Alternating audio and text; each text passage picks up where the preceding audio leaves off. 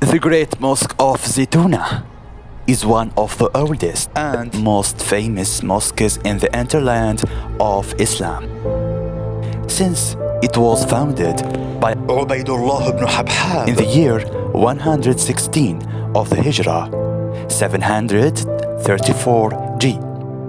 What has made this mosque famous is not only the role it has played as a place of prayer or worship, but also and above all the scientific and cultural role it has assumed through the ages, since the beginning of the 2nd century of the Hijrah. Ended the Zaytuna Mosque, which has been teaching Islamic sciences since the year 120 of the Hijrah, is considered the oldest Arab Islamic university which continues to fulfill its educational role for nearly 13 consecutive centuries without no noticeable interruptions.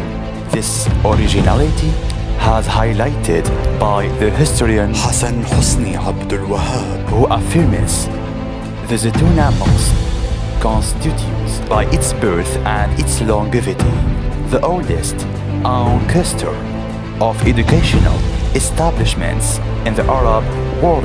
As an establishment of science and worship, the Zaytuna Mosque experienced a situation of prosperity until the end of Hafs al-Reign 634 to 981 Hijrah, to such an extent that the scholar Abdul Rahman ibn al-Khaldun, who was educated at the Zaytuna Mosque, the class at the forefront of educational institutions in the Islamic West during the 14th and 15th centuries G.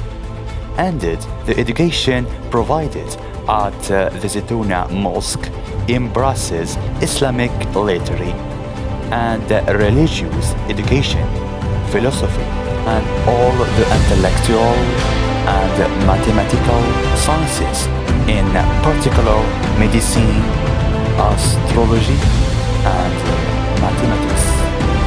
Since the end of Hafs al-Reign, the teaching regime at the Zaytuna Mosque has experienced a period of regression marked by multiple attempts at reform.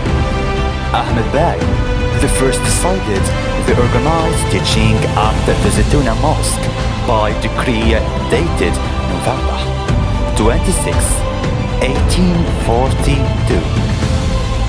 On January 27, 1876, the reforming Prime Minister Khairuddin Pasha promulgated a decree which gave new impetus to Zaytunian education. Nevertheless, this decree remains a dead letter which regards the modern sciences which Khairuddin wanted to introduce into the Zaytunian teaching programs because of the opposition shown by certain great conservative sheikhs during their domination of Tunisia 1881-1956. The colonial authorities strove to impose their educational policy on the Zaytuna Mosque in order to marginalize it and strengthen it, considering it as on the bastions of resistance, counter against colonial penetration and French influence in Tunisia. Despite these demands for educational reform at the Great Zaytuna Mosque continued, and in response to the demands of the national movement, a series of regulatory